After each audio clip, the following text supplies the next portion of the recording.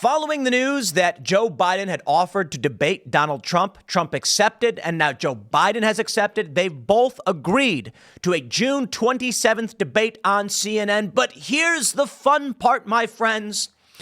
You know, it looks like they crafted the rules to make sure RFK Jr. cannot be on the debate stage, which I find hilarious. They put the polling threshold just slightly above where RFK is, so he won't qualify. But Joe Biden has some insane demands. No audience. Mics are cut off after the allotted time. It seems like this is all being set up for Joe Biden. But of course, you knew that. I think Donald Trump being so confident that he's going to win this debate and destroy Joe Biden, he's willing to agree to these terms. A debate with CNN, in my opinion, is, it's funny, I called it a debate with CNN because that's what's happening. Donald Trump will be debating CNN and Joe Biden. Joe Biden's going to say nonsense and they're going to cut off Trump's mic. There's going to be no audience, so you won't see any reaction. But to be completely honest, I don't know that I'm totally opposed to that. The idea that you don't have people hooting and hollering, it's probably a good thing.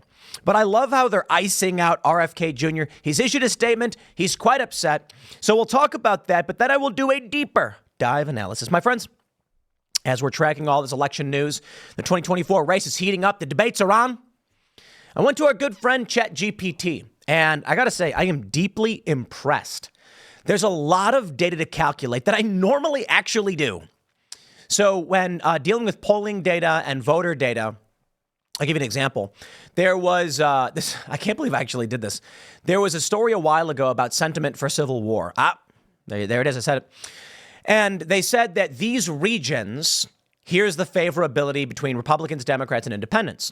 But when you get a national level, when you get a state by state level, we saw that in like the Midwest region, it was like 30% or whatever.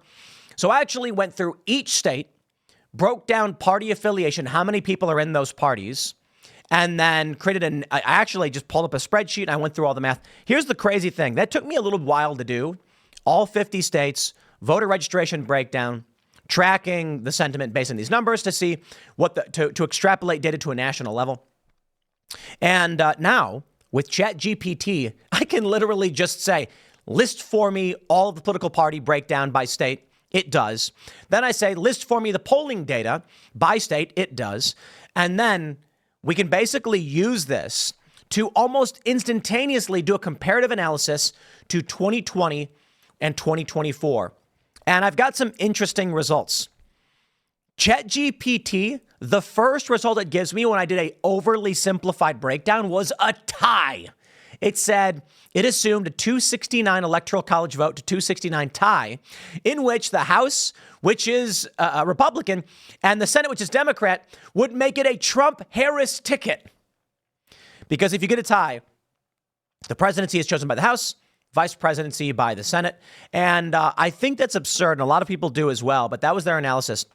I did a deeper analysis, and it really is rather quick. ChatGPT with this is amazing. It pulls up the data in real time. You can check the numbers super quick. And it gave me a general breakdown saying Donald Trump was slightly favored to win based on current polling projections. So what we'll do is we'll go through this. I'll talk to you about the current debate news, the rules of the debate, RFK's stance. And then I want to show you I'm going to in real time go through ChatGPT and see if we can do a polling breakdown based on real polling and see what we get from this. Should be pretty interesting. But here's the news from the Washington Post. Biden and Trump agree to CNN debate in June. Another face-off in September. Now, Donald Trump actually says, I want 4 debates, June, July, August, and September. Joe Biden does not have the wherewithal to handle such a thing, so that's likely not going to happen. The Post reports President Biden and Trump agreed on Wednesday to a June 27th debate on CNN, hours after Biden announced he would bypass the decades-old tradition of 3 fall meetings organized by the Bipartisan Commission on Presidential Debates. Sure. After Biden publicly embraced a CNN proposal in a social media post, a Trump advisor who was not authorized to speak publicly said the presumptive Republican nominee would accept that event. CNN also announced plans for the event. I am ready and willing to debate Crooked Joe at the 2 proposed times in June and September, Trump wrote in an earlier email Wednesday on Truth Social. I would strongly recommend more than 2 debates And for excitement purposes, a very large venue, although Biden is supposedly afraid of crowds. Ha ha. All right. So we know this from the earlier segment I did. Here you go. Oh, I'm going to play this for you just in case you missed it. Donald Trump lost 2 debates to me in 2020. And since then, he hadn't shown up for debate. Now he's acting like he wants to debate me again. Well, make my day, pal. I'll even do it twice. So let's pick the dates, Donald. I hear you're free on Wednesdays. Okay. That was 5 jump cuts in 14 seconds. I'm sorry, ladies and gentlemen, Joe Biden required 5 jump cuts in a 14-second announcement of the debate. Listen, I'm gonna let you guys in on some insider baseball. So we have a commercial that we made for Timcast IRL. It's the first marketing we've ever we did the Times Square stuff. That's like prestige marketing. Like, look at us in Times Square. But we've got an ad running. Gets a couple thousand views. It gets like a couple thousand views per day, I think. And it's me just saying, check out Timcast IRL live Monday through Friday at 8 p.m. Blah blah blah blah. You get the point. It took me one take. I hit record and I just said it. It's 14 seconds long. And then we had Hannah Claire, who's co-host on the show. And I said, do you want to record an ad as well? It took her 2 because she was like, wait, what was it again? Okay, yeah. 2 takes. No jump cuts. We're just done. How is Joe Biden supposed to debate Donald Trump if he can't talk for 14 seconds without screwing up? Okay, I don't know who likes Joe Biden. I really don't. Here's the announcement. Shelby Talcott says, press release from CNN confirms the upcoming debate will be at their Atlanta studio with no audience, plus additional details on how to qualify. CNN will host an election debate between President Joe Biden and Trump, June 27th at 9 p.m. Eastern from the crucial battleground state of Georgia. Should be fun. Of course, we will have our commentary on that. The debate will be held in CNN's Atlanta studios to ensure candidates may maximize the time allotted in the debate. No audience will be present. Moderators for the debate and additional details will be announced at a later date. And here's the best part. Icing out RFK Jr. I don't mean that literally. I wouldn't mind an RFK Jr. being on the stage. To qualify for participation, candidates must fulfill the requirements outlined in Article 2, Section 1 of the Constitution of the United States, file a statement of candidacy with the Federal Election Commission. A candidate's name must appear on a sufficient number of state ballots to reach the 270 electoral vote threshold to win the presidency prior to the eligibility deadline. Agree to accept the rules and format of the debate and receive at least 15% in 4 separate national polls of registered or likely voters that meet CNN standards for reporting. I agree that there should be a standard as to if you're going to be invited to these debates. We set up debates here on, we have the Culture War show Friday mornings at Tenet Media, and we like to set up debates. Now, the threshold we have for debates is relatively low, but it still exists. There have been many people who have hit us up, said, I'd like to debate this. And our response is, with all due respect, do you have a career, right? The issue is not, are you famous? The issue is, what is your career, your position on the issue? Do you have a track record for it? There are a lot of people who are like, well, I don't actually work in, insert field, but I've been focused heavily on it. And it's like, okay, our standards are really low. If a debate sounds good and the person has a portfolio showing that they're capable of conversation on the issue, we accept it. But we even get sometimes people being like, I want to debate. I've been doing this thing for 10 years. And it's like, do you have any portfolio, resume, anything showing that you've done these shows before? Because we have invited people on shows, and this is why we have a standard, and they freeze up and they don't talk. And they're like, I don't know how to do this. And it's like, okay, look, we're not saying you got to be famous to come on these things, come on these debates. You have to be able to debate. That's like a minimum standard for us. I think it's fair to say, dude, if you can't win the presidency, why are you on the debate stage? RFK Jr., my understanding, is not on enough states. He's got a handful of states where his name will appear on the ballot, but not enough. He's not polling at 15%, and he's pissed. They say polls that meet CNN editorial standards and will be considered qualifying polls include those sponsored by CNN, ABC, CBS, Fox News, Marquette, Monmouth, NBC, New York Times, NPR, Quinnipiac, Wall Street Journal. I mean, that's a wide range. Okay. RFK Jr., where are we at? We got all these polls posted by 538, 3% from YouGov. Yes, they don't count. Then we've got 11% RMG, doesn't count. Big Village, 9%, doesn't count. 3 big village ones. None of them count. YouGov doesn't count. Sorry, here's TIPP Insights. 12% doesn't count. and none of these break the threshold anyway. USA Today, are they on the list? Come on, you got to accept USA Today. Include those sponsors. Include. So I assume they would accept USA Today, but he doesn't reach that number. He's getting 12%. Look, in aggregate, Kennedy's got 10%. I mean, good for him. Good for him. I'm glad that there is someone who is challenging. I like independence, but yeah, I just don't see it. Now, we got a statement here. RFK Jr. says debate exclusion undermines democracy. He issued a statement saying President Trump and Biden are colluding to lock America into a head-to-head matchup that 70% say they do not want. They're trying to exclude me from their debate because they are afraid I would win. Keeping viable candidates off the debate stage undermines democracy. 43% of Americans identify as independents. If Americans are ever going to escape the hammerlock of the two-party system, now is the time to do it. These are the 2 most unpopular candidates in living memory. By excluding me from the stage, Presidents Biden and Trump seek to avoid discussion of their 8 years of mutual failure, including deficits, wars, lockdowns, chronic disease, and inflation. Well, sorry to hear it, man. Look, if you're not going to be on the sufficient number of ballots, why are you debating? Even if RFK Jr. won the debate, he can't win the presidency unless it's like a write-in campaign. I suppose it's possible. Charlie Kirk says, Biden is trying to make it look like he's not afraid to debate Trump. He knows he needs to make some waves to stop his recent slide, so why the cowardly terms? He wants a TV studio with no live audience. Has to be CNN, ABC, CBS, or Telemundo. Mic's cut off when time is up. And asks for 2, not 3 debates. Classic Biden move. Act like a tough guy, but then totally wuss out when you look at a deeper level. Perhaps. Now, Guy Benson has the statement from Trump's team. Trump's team saying we accept Biden's suggested 2 debates, but we raise him 2 more, plus a VP debate. Yeah, it's not going to happen. I'm wondering who Trump's VP is going to be, by the way. Trump's team says, today's a good day for America's voters now that Joe Biden has finally accepted President Trump's debate challenge. President Trump and our campaign have been requesting this for months with a consistent message. Anytime, anywhere, any place. President Trump has already accepted the CNN debate invitation for June 27th. He has also accepted your proposal for a debate in September. But we believe there should be more than 2 opportunities for the American people to hear more from the candidates themselves. With the soaring inflation of Bidenomics costing America's hardworking families at the grocery store and the gas pump, with our border being totally overrun, with chaos at home, chaos across the world, chaos on our college campuses, we should have 1 debate per month. Therefore, we propose a debate in June, July, August, and September, in addition to the vice presidential debate. Additional dates will allow voters to have maximum exposure to the records and future visions of each candidate. Heaven help the Democrats if Trump picks Vivek Ramaswamy for VP and he debates Kamala Harris. It would be like watching Mike Tyson box a 5-year-old.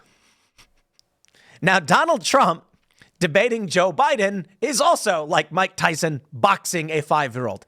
But, I don't know, maybe Mike Tyson, he's older, right? And he's going to be, he's boxing Logan, or is it Jake? I think Logan Paul or Jake Paul. I don't know, one of them. I think it's Logan. I'm a fan of Logan Paul. I think he's fantastic. I've heard him talk about his work ethic and stuff, work ethic and his strategy in business. I'm a fan of the guy. I love the hard work. It's a weird fight. He's a young guy up against the best, but an older guy. So, we'll see. That being said, there are probably much younger fighters. So Sean Strickland fighting a 5-year-old, like that's what that's how we come on. Yeah, it's going to be absolutely brutal. But RFK Jr., of course, is upset. He's basically getting iced out from this. And if they do, if they do have more polls, he's not going to get it. Now, we got a few more minutes. And so I want to take the opportunity, because I don't think this warrants a full segment, but ChatGPT actually, this is really, really fantastic. So here's what I want to do. In real time, I'm going to use ChatGPT, which now has access to all this modern data, to break down the Electoral College and voting by states, and then plug in the current approval ratings, favorability, et cetera. And I'll do it right here. You'll see me do it, and we'll see what it says. It's going to give us wild projections. Who knows what it'll say? But we'll start with this. The first thing we need is a breakdown. So give me a breakdown of all states' All states votes by party affiliation in the 2020 presidential race. Okay, give me a breakdown of all states votes by party. And it's kind of wild. ChatGPT now calculates, and it's breaking down the percentages. Okay, well, okay, that's a fine place to start. 58%. Look, this is absolutely amazing that we can do this in real time. Arizona went 49.4% for Biden, 49.1% for Trump. It shows you all of the states. And Republican Party won states. Let's see, we got Florida's there. He won that pretty easily. Split electoral votes, Nebraska and Maine. And Joe Biden won the electoral with 306 electoral votes, while Trump had 232. The breakdown shows the division by states by party affiliation. All right, so let's do this. I'll say, now give me the vote totals of each state by party. That's really what I wanted in the first place. All right, here we go. Look at this. It actually can produce the hard numbers for each state. 50 states. I actually compiled this by hand when I was doing a polling calculation because they didn't do a national level poll. Not by hand, but like I went to each state, pulled the numbers, loaded them to an Excel spreadsheet, loaded up the Excel spreadsheets, broke down party affiliation of all the red states, of all the blue states. We can do that in 2 seconds right now, and we're getting these hard numbers. So the main reason I'm pulling this up, and I think, there we go. It gave us all the states. Now, here's the interesting part. I'm now going to ask ChatGPT, okay, give me the total votes of only independent voters for each state by party affiliation. So now only the independents. So we're gonna oversimplify. So how ChatGPT is handling this is it says, okay, it's giving me percentages again. That's silly. They say the 2020 electoral data does not typically provide a direct breakdown of votes by independent voters for each state by party affiliation, as the final tally is usually an aggregate of all votes. However, we can look at estimates and exit poll data to get an idea of how independent voters leaned in each state. These estimates are generally based on polling data rather than actual vote counts. So the math here is relatively loose, but we can see how independent voters voted in each state. In Illinois, for instance, Biden won 56% of independent voters. This is an estimate based on exit polling data extrapolated and then applied to the total vote numbers. So let's play this game. They say these percentages represent the estimated share of the independent vote that each candidate received in each state. To convert these percentages to vote totals, you would multiply the total number of votes. Okay, so I can just tell it to do this. Okay, so now give me the total vote number for independent voters in each state by party, by candidate. We don't want to say party, by candidate. And let's see if it can give me the total vote numbers for independent voters in each state by candidate. So now it's going to make an estimate based on those percentages. So they say that independent voters are typically around 30 to 40%. It's around 43%. It's doing all the hard math. Take a look at this. And now it's breaking down every single state. I don't even need to read this is really cool. I'm a big fan of ChatGPT for this reason. I mean, this is pretty impressive. Rough math. I want to clarify. When we take a look at Colorado, total votes, 3.1 million. Estimated independent votes, 1.04 million, meaning Biden got around 575,000 independent voters. Trump got around 407,000 independent votes. You can look at Georgia, where Biden got 847,000 votes from independents to Trump's 700,000.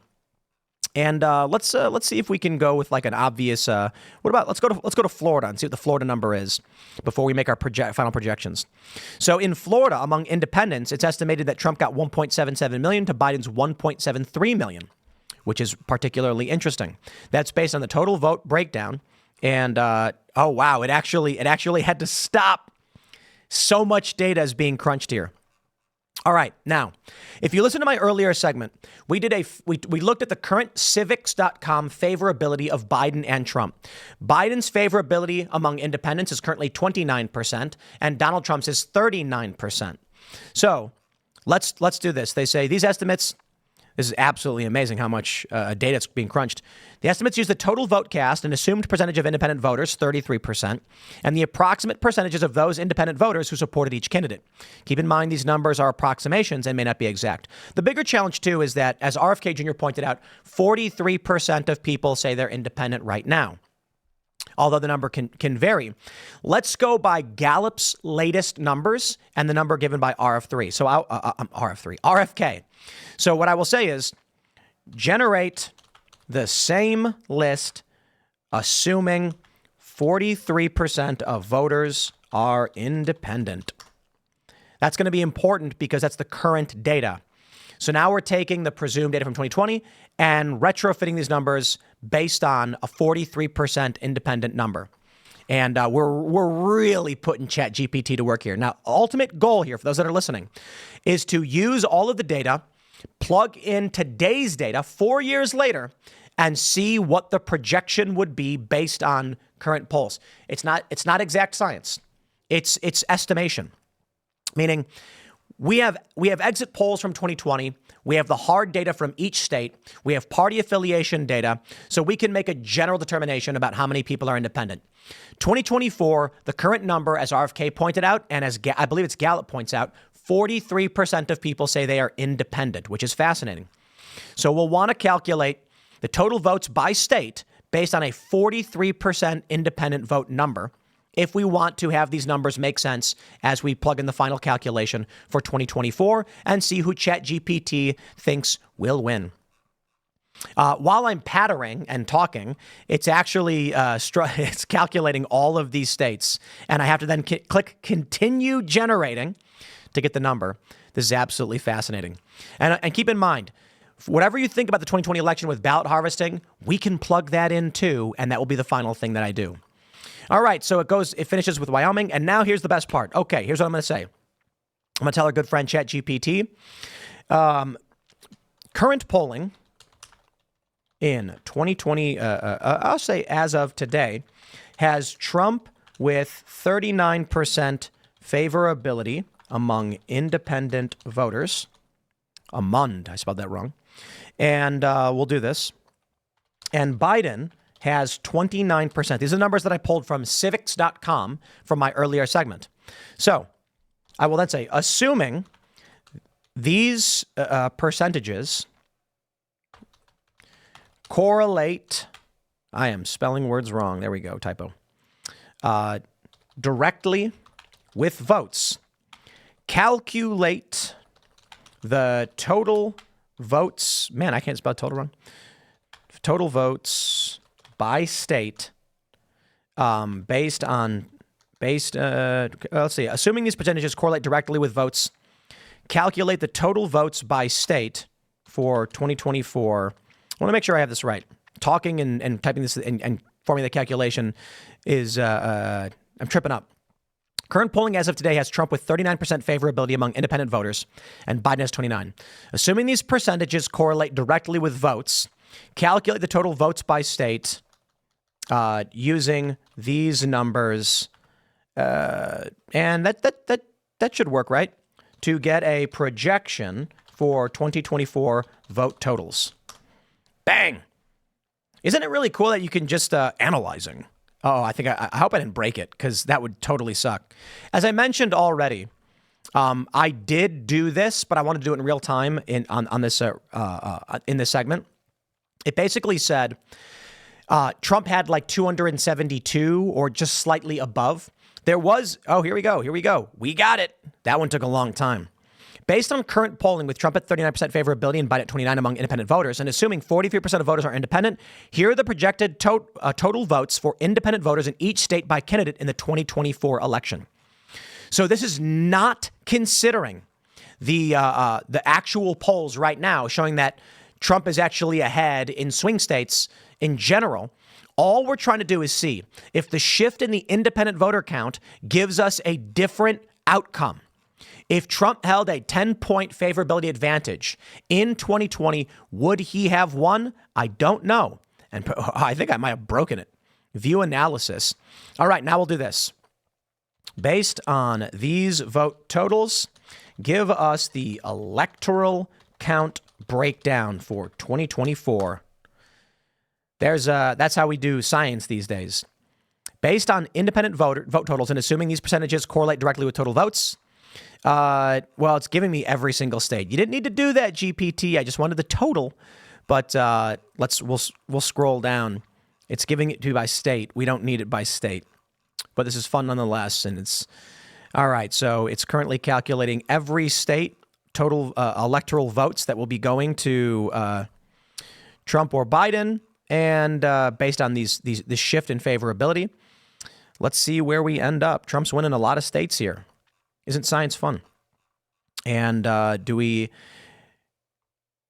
Okay, this is ridiculous. It says Trump wins every single state. No. See, you see ChatGPT? No, you get it wrong. Okay, let's try this again. ChatGPT can only go so far. No, that's wrong. Using this data on... So, okay, I see. Here's what he accidentally calculated. What this actually produced was based only on independent voters. Now add all Democrats and Republicans to the independent count, and based on the vote totals, give me only the total and final national electoral vote count. Hopefully that works. You got to be very specific with this thing. All right, let's see what we get. To project the final electoral vote count for the 2024 election, we need to consider the total votes, including both independent voters and party-affiliated voters, and determine the winner of each state based on projected totals. Here's the fascinating thing.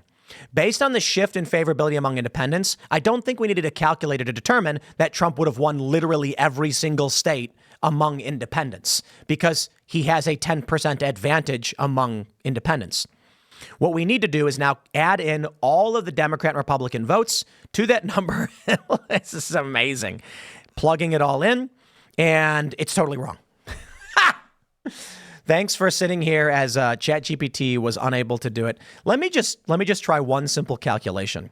It's really so the numbers it gave us up until this point were good, and then it's okay. Well, actually, it says this projection suggests a landslide victory for Trump based on the assumption that the current independent favorability directly influences the total vote count and that party-affiliated voter numbers remain constant from 2020. Oh. Well, there you have it, ladies and gentlemen. They're saying that Trump's going to win 446. That's actually its calculation. No joke. Using the independent vote percentage of 40. So this is what here's what I think changed. When I first did the calculation, I actually let it roll with the 33% number. But I believe Gallup currently says that it's 43%. That's why RFK said 43. And so we said, make it 43%. We then asked it to plug in Republican votes, independent votes at 39%, independent votes at 29% for Biden, Trump, et cetera. And it generated, if favorability holds and directly correlates among independent voters, Trump wins in a landslide. I don't think that's a fair assessment. I think it's a little bit wild, but far be it from me to challenge ChatGPT. I'm going to do this. I'm going to say, forget all of this and let's try one more time. All right? Forget all of this. I want it to forget. Let's start fresh and focus. No. That's not what I want. Wow. That's actually really amazing. Okay. Let's start over. Take the total votes by party affiliation, Democrat, Republican, Independent, from 2020 and project for 2024 the total electoral vote count, assuming Trump has 39% favorability among independents and Biden has 29%. What is it? I said amund. You can actually put typos in. It doesn't seem to care. Okay, here's what I said. Let's start over. Take the total votes by party affiliation, Democrat, Republican, Independent from 2020 and project for 2024 the total electoral, I'm going to put total national because it's going to give me by state, electoral vote count, assuming Trump has 39% favorability among independents and Biden has 29. And this correlates directly with voting. Bang. Okay. Here we go. If you made it this far, I hope you're having fun. Let's start over and calculate the projected 2024 national electoral vote count based on the following assumptions. And look at all this math that it's doing. It's really fun. It's kind of wild that we can do this. This is absolutely insane. So independent voters, 43%. That's the number that RFK is giving, and that's the number that I got from Gallup. The remaining votes will go to other candidates or remain unchanged from 2024 simplicity. And look at this math that's giving us. Absolutely fascinating. Look at this table. The vote totals, calculation total, 20 Democrat. This is absolutely incredible that it's pulling all this data. And these vote totals are actually really simple and readily available on the internet. And so all it's doing is pulling it really quickly, whereas I would have to Google search each one. This is why AI can be actually pretty fun. Now it's plugging in all of the vote totals. Look at this calculation table. It's generating code too. Wild stuff, wild stuff. All right, we're going to wrap up this segment in a second. But assuming that 43%, let's see if the simplified calculation gives us the Trump landslide projection again. And then I know that we're going to get look, we're 6 months out. A lot of things can change. Favorability can change, so we'll see. But the favorability I found to be absolutely wild when I pulled up the civics data. Final electoral vote count. See, this is much more reasonable. This projection suggests that Trump would win the 2024 presidential election with 291 electoral votes, while Biden would secure 247 electoral votes. This is based on the assumption that the independent vote favorability directly correlates with voting behavior and that other factors remain consistent with the 2020 election. This one seems to make a bit more sense. Final result, 10 minutes of typing things in a GPT-4o, and it looks reasonable. Not a crazy landslide. Lighter margins than Trump's victory in 2016, lighter margins than Biden's victory in 2020, but Trump still takes it. And I think that seems to make sense. I'm not going to do a deeper analysis. This is just a basic overview of saying, if independent voters currently favor Trump, what would the numbers look like in 2024 relative to 2020? What we're missing? New voters, older voters dying, and shifts in the electorate over the past 4 years. I'm going to wrap it up there. Hope this was fun. Next segment is coming up at 4 p.m. on this channel. Thanks for hanging out, and we'll see you all then.